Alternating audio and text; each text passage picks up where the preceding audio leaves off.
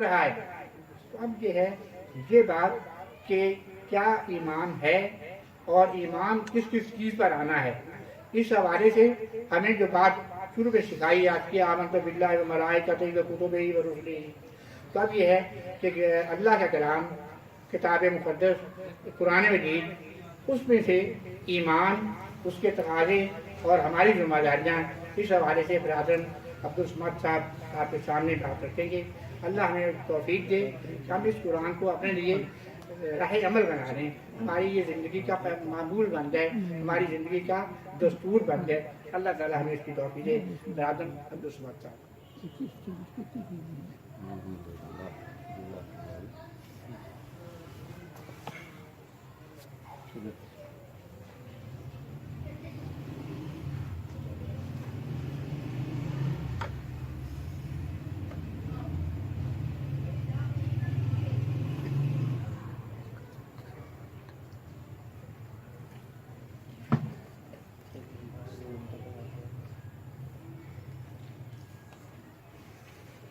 أعوذ بالله من الشيطان الرجيم.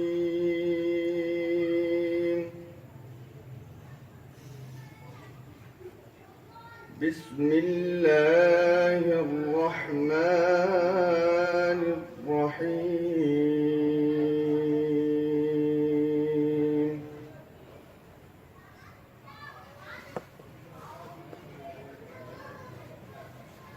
الحمد لله رب العالمين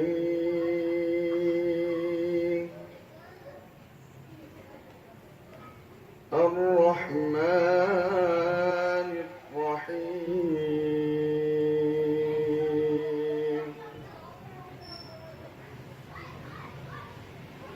مالك يوم الدين. إياك نعبد وإياك نستعين.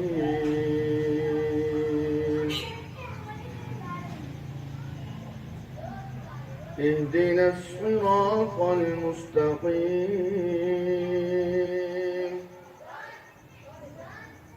صراط الذين أنعمت عليهم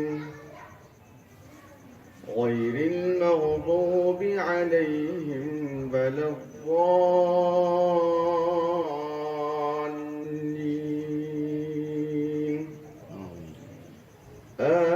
آمين. قال الله تبارك وتعالى: إن الله وملائكته يصلون على النبي يا أيها الذين آمنوا صلوا عليه وسلموا تسليما. اللهم صل على محمد وعلى آل محمد كما صليت على إبراهيم وعلى آل إبراهيم إنك حميد مجيد. اللهم بارك على محمد وعلى آل محمد كما باركت على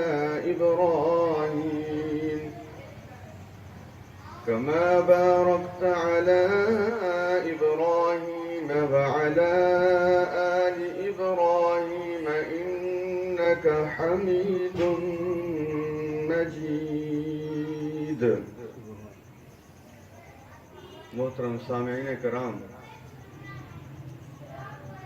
मैं सबसे पहले चौधरी ज़फ़र इकबाल साहब और इनकी टीम के जितने दीगर अफराद हैं और हम सब के सरपरस्त जनाब डॉक्टर सफदर हाशमी साहब, तमाम अहबाब का शुक्रिया अदा करता हूँ कि अल्लाह तबारक व तआला की तौफीक से कुरान मजीद के फ़हम को हासिल करने का एक پروگرام تشکیل دیا گیا، خواتین بھی تشریف فرما ہیں، مرد حضرات بھی شامل ہیں، اور سچی بات یہ ہے اس علاقے کے بارے میں میرا یہی گمان ہے، بلکہ یقین بھی ہے، تعلیم یافتہ افراد یہاں رہائش پذیر ہیں۔ کسی عالم نے کہا تھا، اور میں یہ سمجھتا ہوں، کسی عالم نے کیا کہا تھا، بلکہ میں ان کا نام ہی لے دوں کیونکہ میں خود اس پروگرام میں شامل تھا۔ عطا اللہ شاہ بخاری رحمۃ اللہ علیہ کے فرزند ارجمند سید عطا المومن شاہ بخاری رحمۃ اللہ علیہ کسی عرصے میں میری اور ان کی کافی قربتیں تھیں۔ ان کی ایک بات مجھے بہت اچھے طریقے سے یاد ہے کہ پاکستان میں بالخصوص اور پوری دنیا میں بالعموم اصلاحی عمل اس وقت کامیاب ہوگا جب پاکستان کے خوشحال ذہین اور تعلیم یافتہ لوگ دین کو اپنی ضرورت سمجھ لیں گے۔ جب تک یہ معاملہ نہیں ہوتا اس وقت تک بظاہر تقاریر بھی ہوں گی اور باقی معاملات بھی چلتے رہیں گے، لیکن اپنے دانشور بچے کو دینی تعلیمات سے بہت دور رکھنا اور غبی بچے کو ان چیزوں کی طرف مائل کرنا، اگرچہ اس غبی کو بھی پھر دین منور کر دیتا ہے، لیکن یہ ہم سب کے لیے لمحہ فکریہ ہے۔ میں اس وقت اس بحث میں نہیں پڑتا کہ صورتحال کیا ہونی چاہیے، البتہ میں یہ ضرور کہتا ہوں کہ جتنے افراد یہاں کسی بھی شعبہ سے تعلق رکھتے ہیں، جتنے افراد یہاں کسی بھی شعبہ سے تعلق رکھتے ہیں، خصوصاً طالب علم یا خواتین بھی، کیونکہ ہمارا یہ جو کہ پہلا دن ہے تو میں کچھ اس کے غرض و غائب پر پہلے بات کرنا چاہتا ہوں کہ ہم یہ پروگرام کیوں کرتے ہیں۔ ہمارا قطعاً یہ ارادہ نہیں ہے کہ ہم 5 روز کے لیے یہاں اکٹھے ہوں اور تقاریر کر کے چلے جائیں، بلکہ سچی بات یہ ہے کہ اس لیے کیا گیا ہے کہ 5 روز کے اندر آپ سب اس کی ضرورت محسوس کریں اور ہر گھر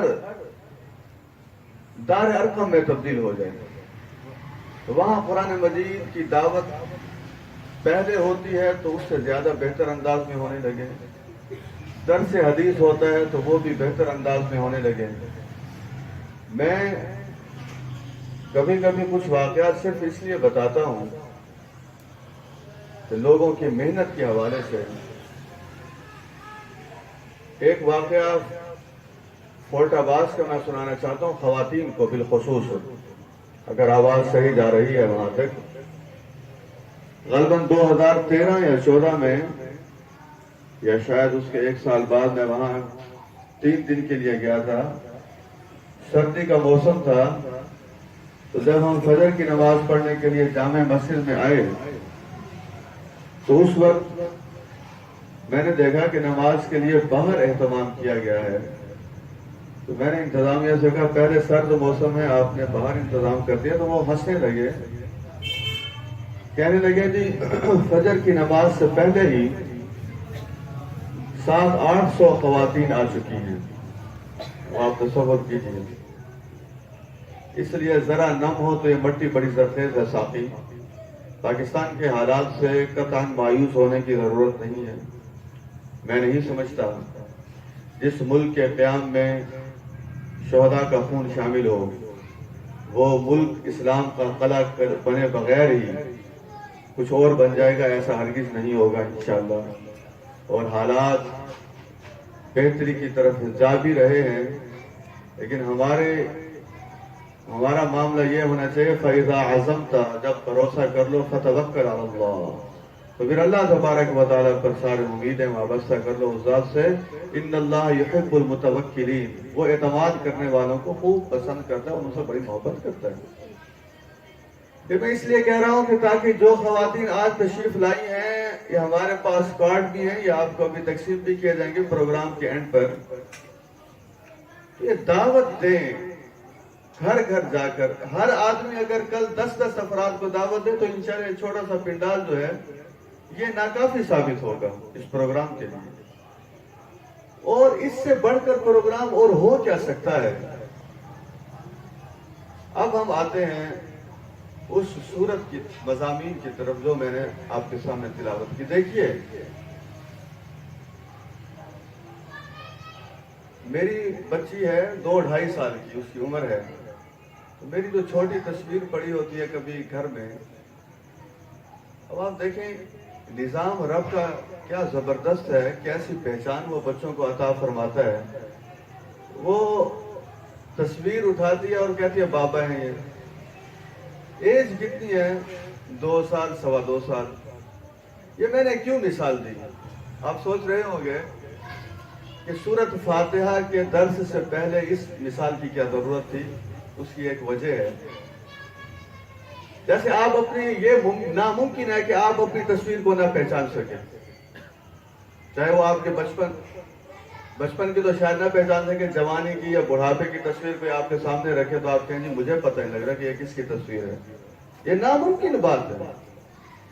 سورت فاتحہ اصل میں ایک مومن کی حقیقی چھوٹی سی تصویر ہے۔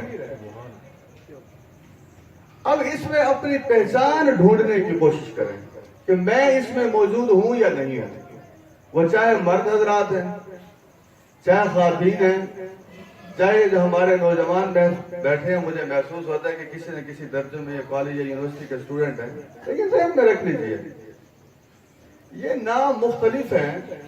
کالج والوں کو بھی پیاس لگتی ہے تو پیاس ان کی پانی سے بجھتی ہے، یونیورسٹی والوں کو پیاس لگتی ہے، پیاس پانی سے بجھتی ہے۔ میں کہتا ہوں خواتین ہو یا مرد ہو، پیاس لگتی ہے تو ساروں کی پیاس پانی سے بجھتی ہے، جو رب کی طرف سے بنائی ہوئی چیز ہے۔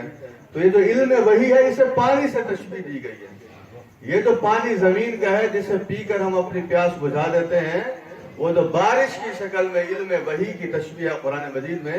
تو یونیورسٹی کا اسٹوڈنٹ ہو، کالج کا ہو، وہ شعبے کے لحاظ سے کچھ بھی ہو، 2 × 2 4 کی طرح میں آپ ساروں کو بتا رہا ہوں، ہماری کامیابی یا ناکامی کے مختلف مراکز، مختلف مدار، مختلف مراکز اور مختلف معیار نہیں ہے، ایک ہی معیار ہے، وہ ہے قرآن مجید۔ اس کے ساتھ تعلق آپ کا قائم ہے تو you will attain انشاءاللہ brilliant success، اور اگر اس کے ساتھ آپ کا تعلق نہیں ہے پھر آپ جو کچھ بھی ہیں پھر سمجھ جائیے کہ ذلت اور رسوائی آپ کا پیچھا کر رہی ہے، اور وہ ظاہر ہے وہ مل کر رہے گی، اس کے علاوہ اور کوئی بات ہے نہیں۔ تو میں نے اس لیے کہا تصویر جیسے انسان پہچان جاتا ہے، سورت فاتحہ کیا ہے؟ یہ چھوٹی تصویر ہے، باقی 30 سپارے بڑی تصویر ہیں۔ اب آپ دیکھیں چھوٹی تصویر ہو یا بڑی تصویر ہو، سائز میں فرق ہوتا ہے، بندہ تو وہی ہوتا ہے۔ سورت فاتحہ، یہ جو ریسرچر یہاں بیٹھے ہوں گے، جب ریسرچ میں کوئی آرٹیکل لکھا جاتا ہے آپ دیکھیں اس سے پہلے ایک ابسٹریکٹ لکھتے ہیں، وہ ابسٹریکٹ 8 یا 10 لائنوں پر مشتمل ہوتا ہے۔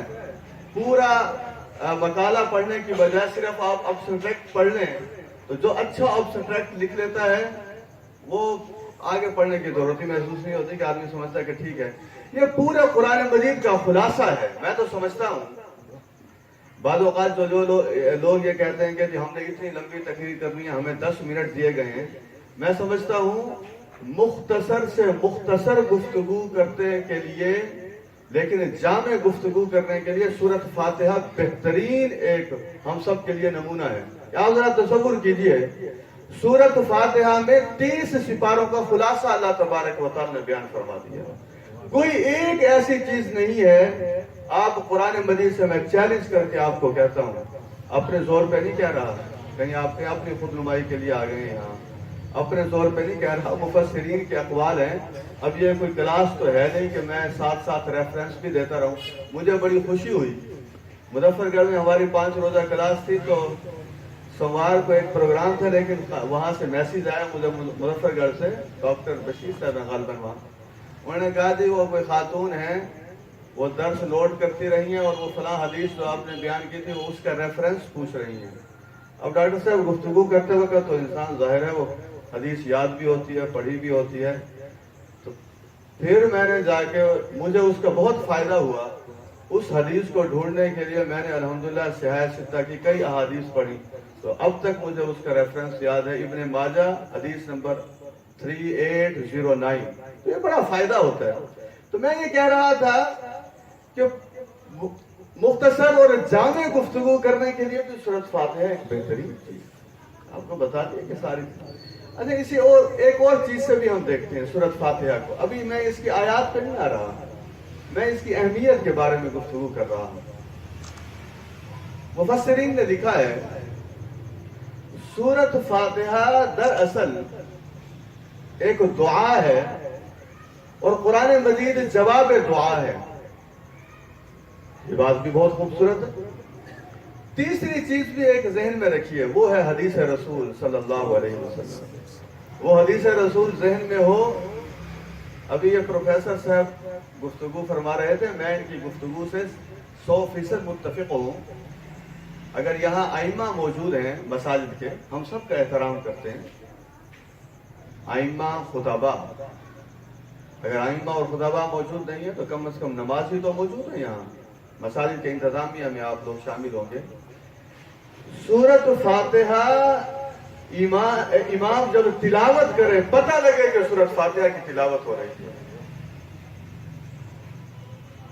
उसकी गहराई दिल में उतरती चली जाए, उसके मज़ामीन पर गहरी नजर हो। अब ये सारा कुछ ऐसे तो नहीं हो जाता, इसके लिए वक्त देना पड़ता है, मेहनत करनी पड़ती है, कुरान को अपना मकसद हयात बनाना पड़ता है। ये सारा कुछ ये एक्सीडेंटली नहीं होता। क्या ये मेडिकल का मेरिट एक्सीडेंटली बन जाता है? इसके पीछे कितनी एफर्ट होती है। आप लोग जो डिग्रीज लेके बैठे हुए हैं इस वक्त, ये सारी इत्तफाकन हो गई थी सारा कुछ। तो जब उन सारी चीजों के पीछे आपने सलाहियतें खपाई हैं अपनी, डॉक्टर साहब वाइस स्पेशलिस्ट जरा इनसे पूछे कि ये सफर कहां से कहां तक का है, ये आपको बताएंगे कि कहां से कहां तक का सफर है।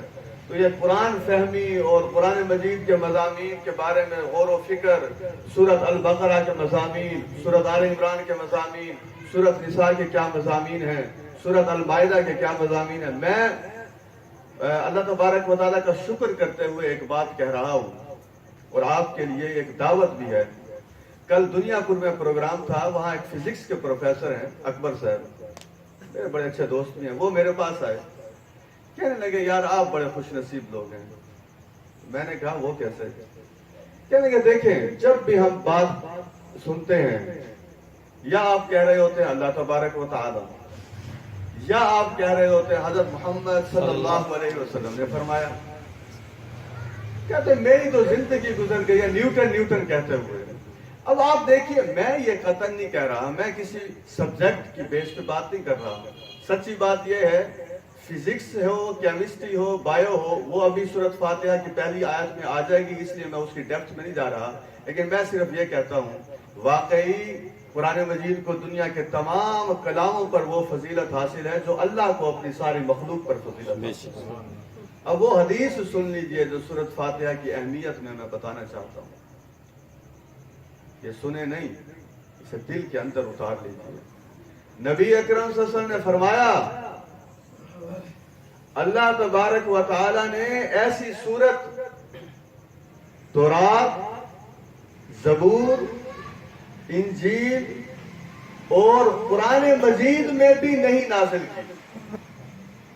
तसव्वुर कीजिए, तौरात, ज़बूर, इंजील और खुद कुरान मजीद, इसमें भी ऐसी सूरत नहीं है जैसी सूरत फातिहा है।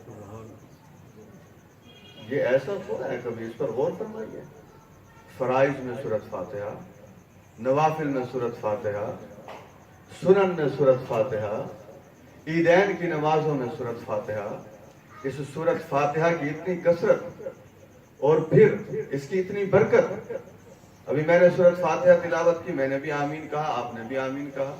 ان پروگراموں میں سارا ملتا ہی ملتا ہے, جاتا تو کچھ بھی نہیں ہے. نبی مہربان صلی اللہ علیہ وسلم نے فرمایا آمین کہنے پر اللہ تبارک و تعالیٰ صغیرہ گناہ سارے معاف فرما دیتے ہیں. یہ تو لوگ اپنی خواتین مجھ سے ناراض نہ ہو, میں دل کی باتیں کہہ رہا ہوں. ہمارے پاس وقت بہت ہے, اس وقت کو ہم ضائع بہت کرتے ہیں. میں اس بات کو ماننے کے لیے تیار ہی نہیں ہوں کہ لوگوں کے پاس وقت نہیں ہے. آپ کہیں, اب جتنے لوگ یہاں بیٹھے ہیں کہیں گے آپ 1-1 گھنٹہ دیں, آپ کو ہم 2-2 لاکھ روپے دیں گے. بشمول میرے کوئی بھی نہیں کہے گا کہ وقت نہیں ہے میرے پاس. کوئی کہہ کے نہیں کہے گا وقت ہے, لیکن اس وقت کو یوٹیلائز کیسے کرنا ہے, اسے استعمال کیسے کرنا ہے, اسے اللہ کے دین کے لیے کیسے استعمال کرنا ہے. اور یہ 2 لاکھ روپے تو بڑی چھوٹی رقم میں نے بتائی ہے. الحمدللہ ہمارے پلیٹ فارم سے جتنے لوگ گفتگو کرنے کے لیے آتے ہیں ان کا ایک ماٹو ہے, ان اجری الا علی اللہ, ہمارا اجر اللہ تبارک و تعالیٰ کے سپرد ہے. یہ مخلوق اجر دے بھی نہیں سکتی, جو خالق اجر عطا فرماتا ہے, تو اس کی طرف سے نوازشیاں, تو اس کی طرف سے رحمتیں. آئیے اس سورت کے مضامین پر غور کرتے ہیں. دیکھیے, انسان کی کامیابی یا ناکامی میں ایک ہی چیز کا بنیادی کردار ہے. جب سے دنیا بنی ہے اور جب تک بنی رہے گی ایک ہی چیز ہے, اس کی بنیاد پر ساری کامیابیاں ملنی ہیں, اسی کی نہ ہونے پر ساری ناکامیاں ملنی ہیں. وہ چیز کیا ہے؟ وہ ہے معرفت خداوندی. بس یہ ایک چیز جس کے پاس ہے وہ کامیاب ہے, یہ ایک چیز جس کے پاس نہیں ہے وہ ناکام ہے. معرفت خداوندی کے لیے پہلی 3 آیات سورۃ فاتحہ کی, الحمدللہ رب العالمین. اور یہ بھی آپ دیکھیں, پہلی آیت پر اگر آپ غور فرمائیں, اس میں اللہ تبارک و تعالیٰ کا ذاتی نام بھی ہے اللہ. یہ اللہ کا لفظ کیسے بنا ہے؟ اصل میں ہے الالہ. الالہ, الہ کا مطلب کیا ہوتا ہے؟ معبود. اس میں معرفہ کے لیے استعمال کرتے ہیں. اب جب دونوں کو ملایا گیا تو لفظ کیا بنا؟ اللہ. یعنی یہ لفظ بذات خود بتاتا ہے کہ اللہ بس وہ ذات ایسی ہے کہ اس کی عبادت کی جائے, صرف اسی کی عبادت کی جائے. لفظ اللہ سے خود بخود واضح ہو جاتا ہے کہ اب میرا اور اس کا رشتہ کیا ہے. یہ میں 4تھی آیت میں بتاؤں گا انشاءاللہ, وضاحت کروں گا وہاں جا کر. لیکن پہلے مجھے ذرا اس آیت کا جو پہلی آیت مبارکہ اس کا ترجمہ سماعت فرمائیے. تمام تعریفیں اس اللہ کے لیے ہیں جو تمام جہانوں کا پروردگار ہے. اب یہاں سوچنا چاہیے کہ 2 لفظ کیوں استعمال ہوئے ہیں. اللہ کیوں استعمال ہوا ہے, رب کیوں استعمال ہوا ہے. یہ جو تحریر کے بادشاہ ہوتے ہیں, یہ کلام چیلنج کر رہا ہے انہیں, لاؤ ذرا اس کلام جیسی کوئی ایک صورت تو بنا کے لے آؤ. کئی لوگ شاید یہاں بھی بیٹھے اور وہ کہیں گے ہم بڑا اچھا لکھ لیتے ہیں. قرآن نے تو ساروں کو, قرآن مجید نے چیلنج کیا ہے, رہتی دنیا تک کے لوگوں کو. بڑے بریلینٹ دماغ والے لوگ ہیں, بڑے اسکالرز ہیں, عربک کے بڑے ماہر ہیں, لے آئیں اس کلام کے برابر ایک صورت لے کے دکھا دی. اور نہ دنیا بنا سکی ہے نہ کبھی بنا سکے گی. یہ ایک آیت مبارکہ, ایک آیت, میں سوچ سمجھ کر کہہ رہا ہوں جو کچھ کہہ رہا ہوں, ایک آیت مبارکہ دنیا کی ہزاروں کتابوں سے بہتر ہے مضمون کے لحاظ سے اور وسعت کے لحاظ سے. اب آپ کہیں گے وہ کیسے, وہ ذرا سنیے. الحمدللہ اور رب العالمین علیحدہ میں نے پڑھا تو اس وقت میں نے رب العالمین پڑھا. رب العالمین گرامیٹیکلی ہے, اس لیے یہ لفظ وہاں زیر استعمال ہوئی. اصل میں انسان کو یہ پیغام دیا جا رہا ہے کہ اس سارے جہان پر غور کرو اور اس جہان پر غور کر کے تم ایک نتیجے پر پہنچو گے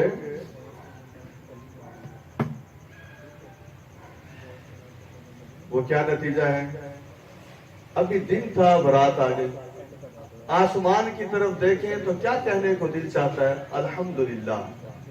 آپ نے تو جس جگہ پروگرام کیا ہے، یہاں میرے لیے تو بڑی آسانی ہو گئی ہے، ذرا ان پتوں کی طرف دیکھیں، بتائیے کیا کہنے کو دل چاہتا ہے؟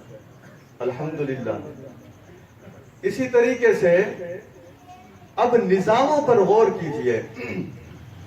یہ بایو کے پروفیسر بتاتے ہیں جڑ سے پانی شاخوں تک پہنچتا کیسے ہے، کس نے نظام بنایا ہوا ہے؟ میرے ساتھ بولتے چلے جائیں، الحمدللہ کہیے۔ یہ جملہ آپ کہتے جا رہے ہیں اور نیکیاں زمین سے آسمان تک لکھی جا رہی ہیں۔ یہ جو ایک خاص سٹیج پہ جا کے پتے ٹھہر جاتے ہیں اور درخت آگے نہیں بڑھتا، ماہر نباتات بتاتے ہیں کہ کوئی قوت ہے وہ انہیں بڑھنے سے روک دیتی ہے، ورنہ یہ شاخیں اور یہ پتے آسمان سے ٹکرانے لگیں۔ وہ قوت کون سی ہے؟ الحمدللہ۔ اب آئیے ان کے کلرز کی طرف دیکھیے، ان کے سائز کی طرف دیکھیے۔ کاش یہ پھلدار پودے ہوتے تو پھر مجھے اور زیادہ آسانی ہو جاتی، لیکن چلیں میں نے وہ مضمون اللہ تعالیٰ تبارک و تعالیٰ نے میرے ذہن میں ڈالا۔ فرض کیجئے یہاں پھلدار پودے ہوتے اور 20 قسم کے پودے یہاں لگے ہوئے ہوتے اور ان کے پھل لگے ہوئے ہوتے۔ میں ایک سوال آپ سے پوچھتا ہوں، وہ جو 20 مختلف ذائقوں والے پھل ہوتے، ان 20 مختلف درختوں کو ایک ہی قسم کا پانی دیا جاتا یا مختلف قسم کا پانی دیا جاتا؟ ایک ہی۔ اس ایک ہی پانی سے یہ مختلف ذائقے پیدا کرنے والی ذات ہے کون؟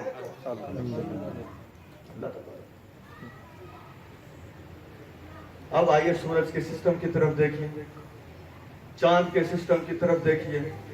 لوگ کہتے ہیں کہ جو دینی طبقہ ہے یہ سائنس کے بہت خلاف ہے۔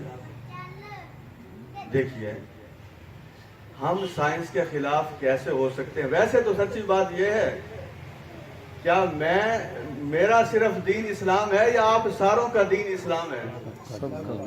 تو پھر سارے دینی ہوئے، میں اکیلا تھوڑا دینی ہوا۔ ہم سارے کیا ہیں جی؟ دینی۔ آئندہ سے آپ اپنا یہ جو لوگ تعارف کرواتے ہیں میں دیندار نہیں ہوں، بھائی آپ کیسے دیندار نہیں ہیں؟ آپ کا دین کیا ہے؟ اسلام۔ آپ کہتے ہیں میں دیندار نہیں ہوں۔ یہ کس نے غلط فہمی آپ کے ذہن میں ڈال دی؟ یہ پہلی آیت مبارکہ پورے کائنات کے مشاہدے کی دعوت دے رہی ہے۔ البتہ ایک فرق ہے، وہ فرق یہ ہے، امریکہ کا ایک سائنسدان پچھلے دنوں فوت ہوا، وہ وجود باری تعالی کے بارے میں متذبذب تھا۔ ہمارا الحمدللہ ہمارے سفر کا آغاز یقین سے ہوتا ہے، ہمیں اس کائنات کے خالق کا پورا تعارف حاصل ہے، اس لیے ہم دن میں بار بار اس تعارف کی تجدید کرتے ہیں، یعنی ایسی تجدید کرتے ہیں کہ اب بھولنے کے انشاءاللہ امکانات ہی نہیں۔ ہر وقت ہر نماز میں اٹھتے بیٹھتے الحمدللہ کا ورد ایسا کرتے ہیں کہ میں تو سمجھتا ہوں ہر مسلمان سائنسدان ہے، اس سینس میں اگر وہ مشاہدے کے لیے وقت نکالتا ہے، ان تاروں کو دیکھتا ہے، اس سورج کو دیکھتا ہے، اس چاند کی طرف نظر دوڑاتا ہے، اس آسمان کو بغیر بنیاد کے جو ہمارے سامنے کھڑا ہوا ہے، اس آسمان کی طرف دیکھتا ہے، اور پھر آپ دیکھیے سچی بات یہ ہے، مشاہدے کی حس جس کے اندر نہیں ہے وہ اچھا مسلمان شاید نہ بن سکے۔ ہم معصوم شاہ روڈ کی میں بات کرتا ہوں، میں اور بات بھی کرتا ہوں۔